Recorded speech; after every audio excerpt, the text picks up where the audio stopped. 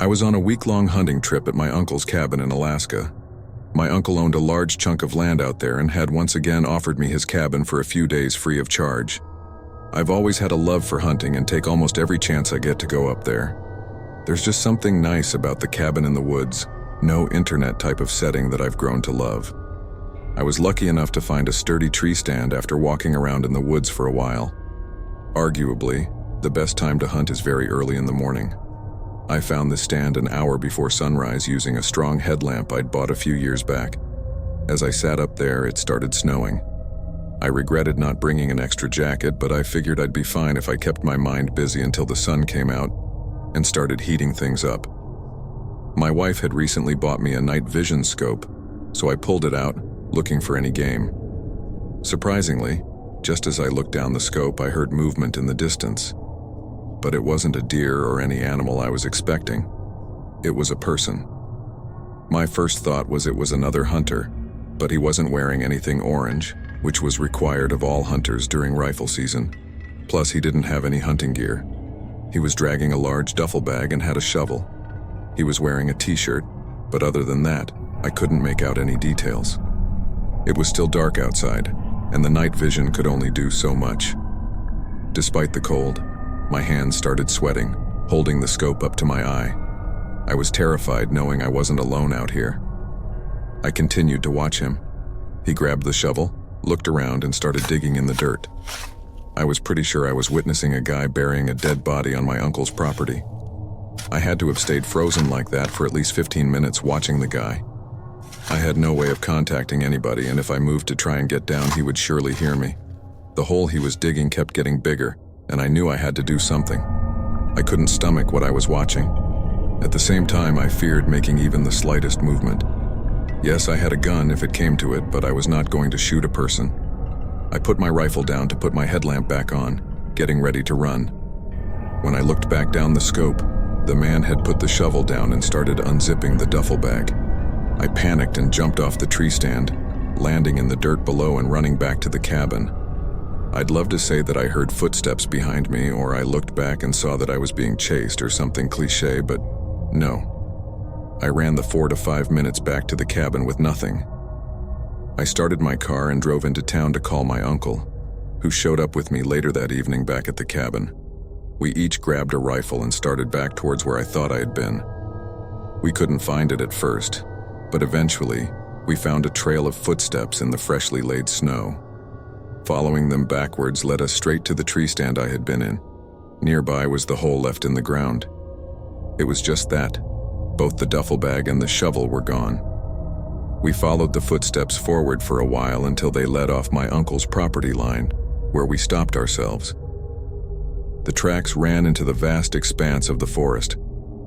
I can't say for sure what I witnessed that morning, but there's a good chance it was someone attempting to bury a body. I can't think of a better reason that they would be in the middle of the forest in the pitch-black darkness with a shovel and a large duffel bag. I haven't been to my uncle's cabin since.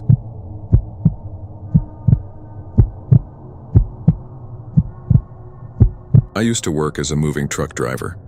We transported people's belongings to their new homes while they flew by plane. It was a decent gig, but an in-man driving alone on desolate highways across the country, sometimes in the dead of night. There was one night I was driving down an isolated stretch of highway in the desert when I noticed a figure walking on the side of the road. Just seeing another car was a rare occurrence, but to see a person was something else, especially at this hour. As I got closer, he gave me the old arm and thumb. He was a hitchhiker. Immediately, a wave of empathy washed over me as I remembered my early 20s when I was strapped for cash, didn't have a car, and often struggled to get around. I had my fair share of time struggling to make ends meet, and so I felt compelled to help the guy out. I was likely the first vehicle he had seen in over an hour. I pulled the truck over and rolled down the window. He approached cautiously, his eyes reflecting a mix of weariness and hope.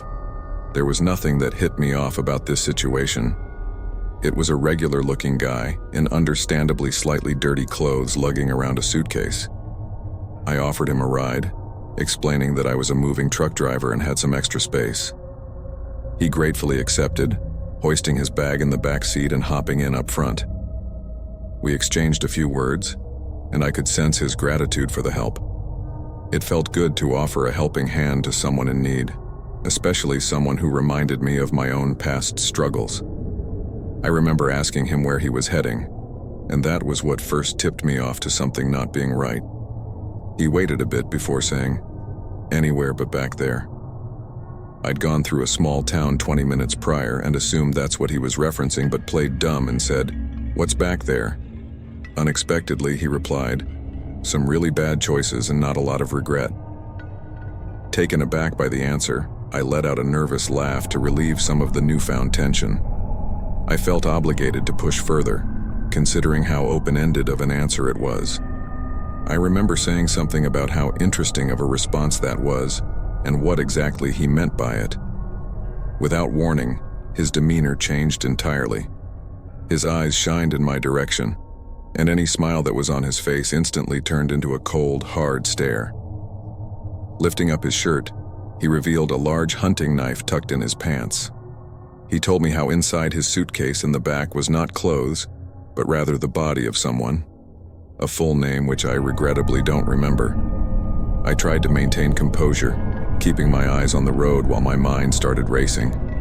Dread washed over me as I realized I made a huge mistake letting this guy in my truck. I didn't know if he was telling the truth or not, but I wasn't about to ask him. I knew I had to get out of there, and an opportunity presented itself when I saw a gas station up ahead. I made up some excuse about my truck acting up and told him I would have to pull into the parking lot.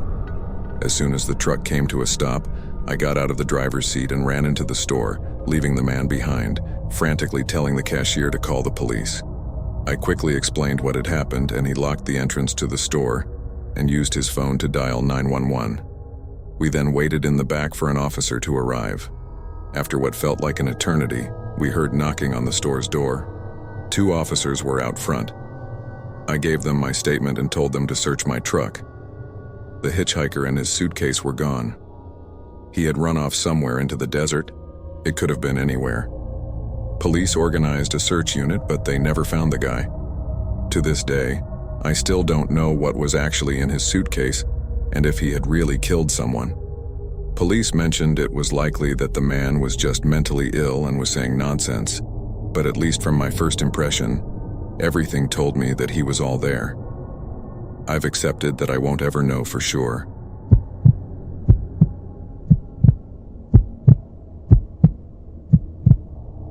This happened in 1993.